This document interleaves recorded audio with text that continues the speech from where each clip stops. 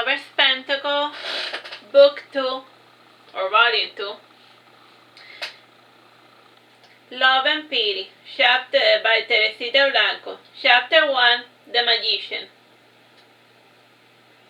It was a cloudy afternoon in Hialeah in the year 2003. The Zapana apartment was being painted orange. Overlooking the terrible paint job was the infamous psychic Carina. She grimaced when she saw that somebody had taken her family's parking spot again. And with each passing day, the apartment complex got more and more crowded. Irina finished smoking her cigar before returning inside her bedroom. She counted her meager savings. She had only managed to save $1,989, like $1,989. She sighed with frustration before going downstairs. After dashing around all of the clutter belonging to her grandchildren, she made it to her workstation. Irina placed a purple mantle over the round table, and she dusted off her crystal ball, the candles, and the other tools that the clients expected to find in a psychic's workshop. Once everything was ready, she placed a sign to let the neighbors know that she was open for business. She didn't need to wait long before there was a knocking at her chamber door. Irina looked her side, but she saw nothing. Again she heard a knocking, and she went to the kitchen to fetch her cooking knife. The moment she opened the door, a cockatoo flew into the living room. You know, one of those birds. It screeched and circled around before settling on top of her crystal ball. "Cassandra!" yelled one of the neighbors. "Cassandra, come back!" "I take it you are Cassandra," said Irina while using a pillow as a shield. The cockatoo Cassandra plucked one of her feathers, and she was stressed and angry at her owner. Cassandra spoke. "I'm hiding." Shh. Irina heard the footsteps outside her door, and when the footsteps departed, Cassandra breathed a sigh of relief. The cockatoo went like, Irina opened the door with the hope that the cockatoo would fly away. When it didn't happen, Irina used the pillow to try to push Cassandra off the table. The bird kept dodging around Irina, running around the table. Cassandra eventually settled on top of the crystal ball again. Irina grabbed her crystal ball as she carefully walked towards the open door. Before she was able to get rid of the stupid bird, one of her regular customers manifested. Carina visited on a weekly basis, and sometimes she wanted a spell, other times she wanted her dreams interpreted. Carina had recently turned 24. She was petite, with a peanut body, raven hair, and expressive hazel eyes, honey-colored skin, and curly brown hair. She wanted her boyfriend Bruno to move into her house, but she worried that it was a little too soon. Carina wanted Irina's opinion on the matter, both as a psychic and as an elder. "Irina, I need to talk to you," Carina added, noticing the cockatoo. "Wow, did you get a pet? Is he like your animal familiar?" "No, the stupid bird flew inside my home, and I haven't been able to get rid of it," said Irina. "Who's a pretty bird? You're a pretty bird," said Cassandra while looking at her reflection in the crystal ball. "Just ignore the stupid bird," said Irina. "So you're finally moving in with Bruno?" "Your vision is wrong, Irina," said Carina. "Bruno is moving in with me." "In a different future, you're moving with Bruno," said Irina, trying to salvage her reputation as always being right. Her business model depended on it. "Don't get me wrong," said Carina. "I did consider it a possibility, but his apartment is just so filthy, and I couldn't imagine living in his pigsty." A man's home is a reflection of his mind," said Irina. "The parts that he neglects and the ones that he cares for tell you everything you need to know about your boyfriend. He takes care of his wardrobe but not his property." "What does that tell you?" asked Carina. "He's a very busy man who worries a lot about his outward appearance," said Irina. "That's all well and good, but my main deterrent for having Bruno live with me is the fear that he will turn my house into a pigsty," said Carina, worried. "Let's ask the cards," said Irina, shuffling her deck. "For a simple yes or no question, you only require 3 cards. If the card is upright, it means yes. If the card is upside down, then it means no. The meaning of the tarot card doesn't matter." "Why 3 cards and not 1? asked Carina. "It is for average purposes. Plus, tarot card readings are more accurate when working with trilogies." "Now focus on your question," explained Irina. Carina focused on her question and she spread the cards in a fan shape. Carina picked a card with her left hand and she repeated her question aloud before choosing a second card and a third card. Cassandra, the cockatoo Cassandra landed on top of one of the cards. Irina cautiously tried to rescue her precious tarot card, but Cassandra menacingly snapped her beak. You know how the birds go. Carina flipped over the two remaining cards. The Hermit and the Hierophant predicted that Bruno was going to make a mess. Cassandra returned to the crystal ball. The final card was Temperance. She believed that Bruno was going to be able to live with Carina without making a mess. I am going to believe in your bird's prediction, said Carina, holding up the Temperance card. Irina examined the Temperance card before asking, have you made space for Bruno in your home? Not really, said Carina, realizing the fault in her logic. Since she hadn't made room for him naturally when he moves in, everything will become a cluttered mess. Thank you for your spiritual guidance, Irina, and here's what I owe you and a little something extra for your animal familiar. By and by, why is your apartment a cluttered mess, Irina? I am an old woman, and 2 adults, 3 teenagers, and a child live in a small 2-bedroom apartment, said Irina flatly. It isn't easy to start over in a new country, and you shouldn't take for granted the safety net you inherited from your ancestors. Carina felt terrible about her insensitive question, and she handed the psychic $100 as tip. Irina accepted the tribute, quite happy with her world. And a new customer came half an hour later. It wasn't often that Irina had male customers. Alessia was in a trench coat, almost as if he was afraid of being recognized. He had medium build, dyed red hair, and a boring face. Alessia had a crush on his friend, and that was quickly growing into an obsession. How did you hear about me? Asked Irina. I saw your sign on the door, said Alessia using a deeper voice. I heard it. I saw your sign on the door. I want a spell. I don't advertise my true ability, said Irina, narrowing her eyes. If I had to guess, your friend Carina told you that I could do a little bit of magic. Bingo, said Cassandra. Alessia started making his way towards the door, and Irina noticed that she was about to lose a potential paying customer. If you don't want to tell me your name, that is fine. We can work through anonymity if it pleases you, though you will have to pay me in cash to keep your identity a secret. Alessia sat down before Irina and he said, there is this beautiful woman that I like, but she isn't physically attracted to me. I want a spell that will make it easier for me to sleep with her. They have pills for that, son, said Irina, pointing towards the door. I am not going to help you commit a crime. You misunderstand me. I don't just like her body. She also has a great personality too. And we go to parties, we watch movies together, we do board games, we do everything together, but I have needs that I want her to satisfy, said Alessia. Can you help me out, Doc? No, said Irina. If you truly care about your friend, you wouldn't be making such a preposterous request. The stranger made a motion to stand up and leave, and before he reached the door, Cassandra said, don't you want to know who is your pretty bird? Yes, I do want to know, said Alessia, coming back down. I have been living alone for a really long time, and can your cards tell me if you see such a spouse in my immediate future?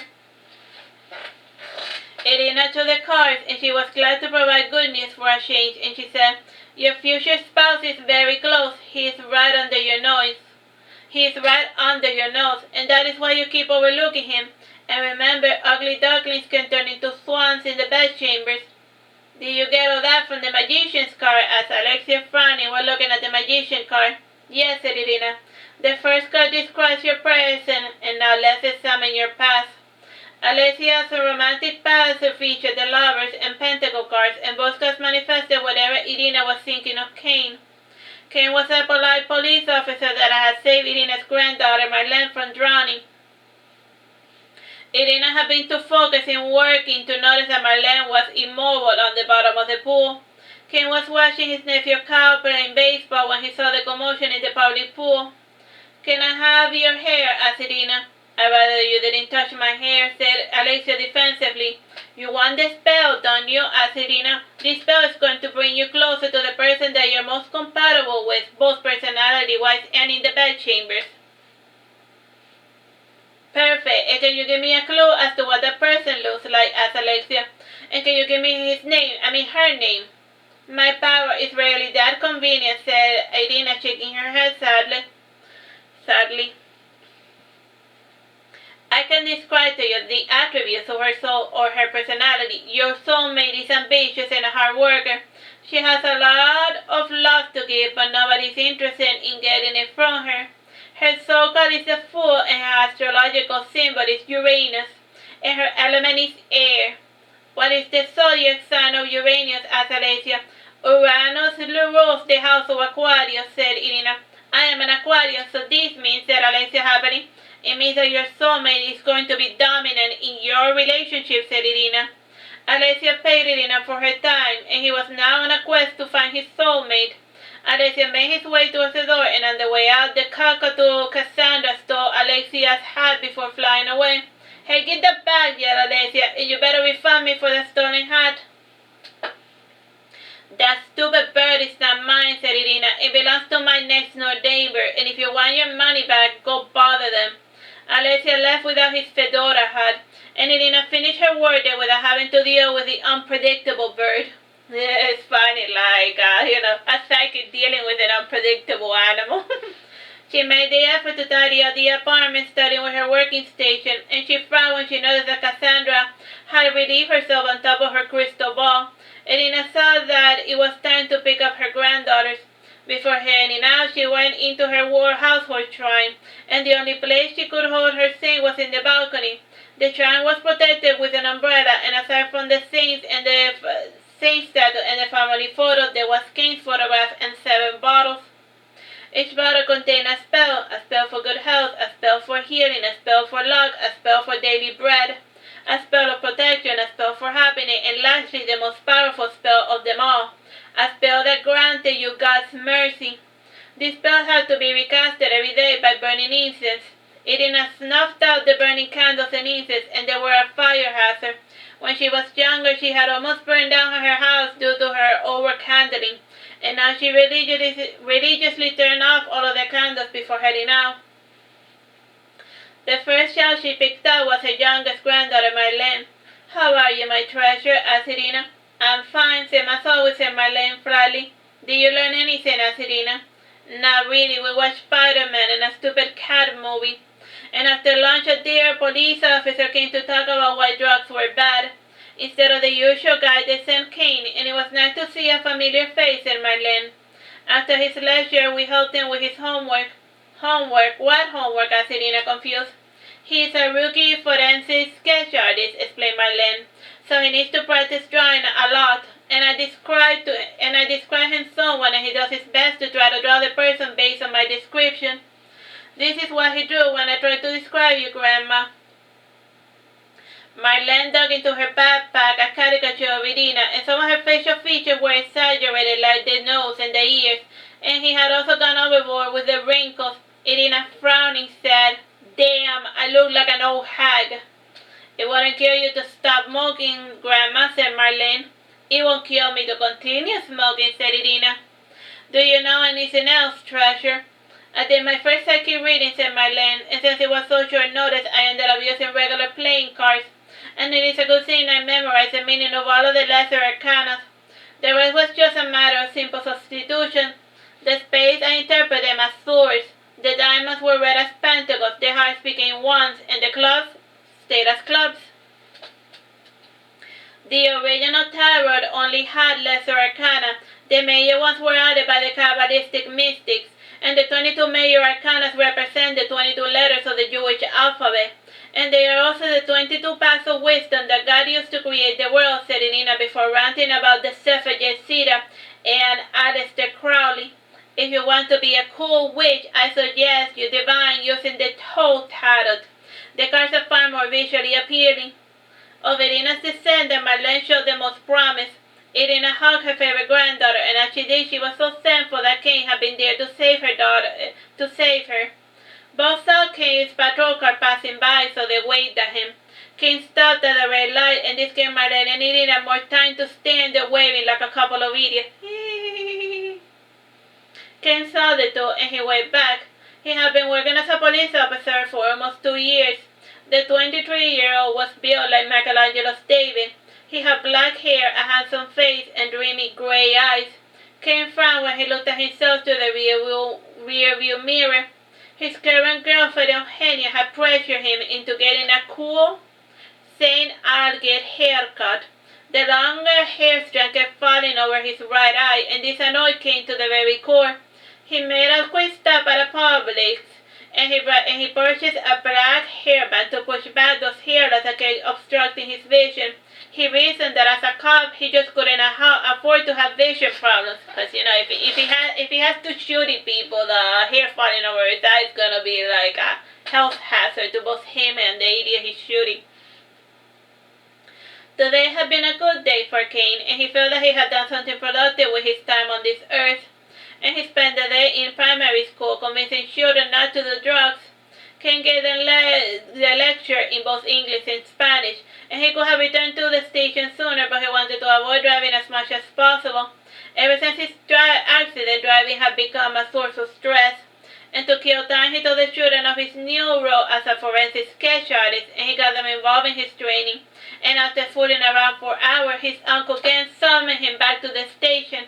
Kain's run in the police force had evolved from errand boy to mascot, and as a mascot, all he had to do was look pretty and speak softly. The light turned green, and after taking deep breaths, Kain accelerated, and once he made it past the light, he breathed a sigh of relief. And due to traffic, it took him half an hour to return to the police station, and when he got there, he saw the parking lot was full. Kain had summoned all of his men back to Islandia Station. The lights were turned off at the station as well. When Kain entered with him, all of his co-workers yelled, "Surprise!" Kain's happiness was short-lived. Uncle Kain said, "False alarm, everyone back to their places."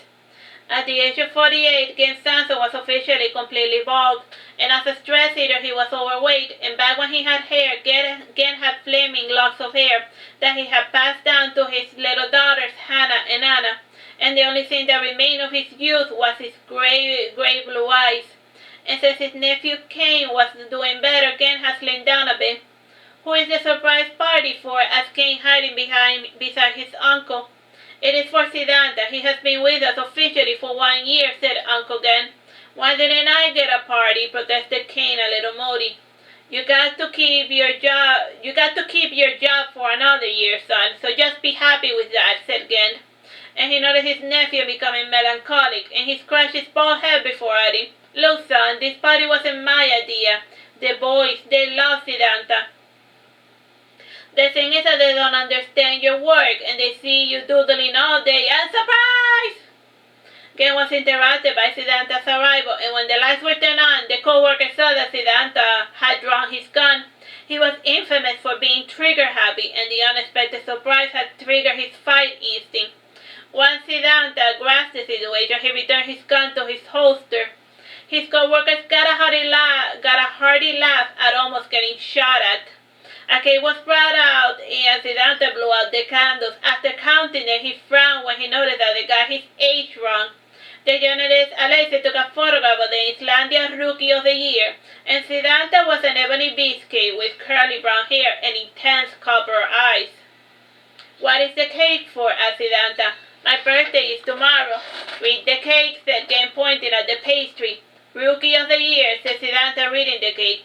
"Has it been a year already? My, how time flies when you're having fun. But wait, why so many candles?" "Each candle represents a person that you shot," said Farley, laughing sinisterly. "The red candles are your survivors, and the blue candles represent your fatalities." "A pretty clever idea, Amayar," said Kain proudly of the cake that his wife Stacy had designed. The cake was shaped like a police badge, and instead of saying "serve and protect," the cake had in red frosting the words "shoot" and "intimidate." Siddhartha didn't know if he should feel honored or offended. It wasn't his fault that he had broken a state record. Miami was full of criminals, and if the criminals didn't want to die, they shouldn't have shot in the first place. And since nobody was laughing at him, Siddhartha concluded that he was being honored. He basked in the love and support of his co-workers, and Kain looked on with a hint of envy in his eyes. Kain sighed wearily before showering with praise at his co-worker. Siddhartha was a real hero, and Kain's only merit was saving a single life. He felt that he couldn't compete with Siddhartha. Kain got a piece of cake before blending into the furniture, and he was soon joined by his friend and personal tick, Alexia. Alexia giggled when he saw the flowery hairband that Kain was wearing. Kain removed the headband, feeling quite ashamed of being laughed at. "This stupid band keeps getting in the way," said Kain, pointing to the offending piece of hair that had just fallen over his face. "Maybe you should trim it a little," suggested Alexia. "I can't. Eugenia will leave me if I mess with her cool haircut," said Kain. "Try a hairpin," said Alexia, digging into his purse, and he adjusted the long bang to the side before holding it in place with a hairpin. "Let me fix this. There, perfect. You look beautiful, Kain." Alexia offered Kain a compact mirror for him to see how he looked, and it was certainly more discreet than the hairband. The hairpin seamlessly blended with his black hair. Kain gifted the flowery headband to Alexia.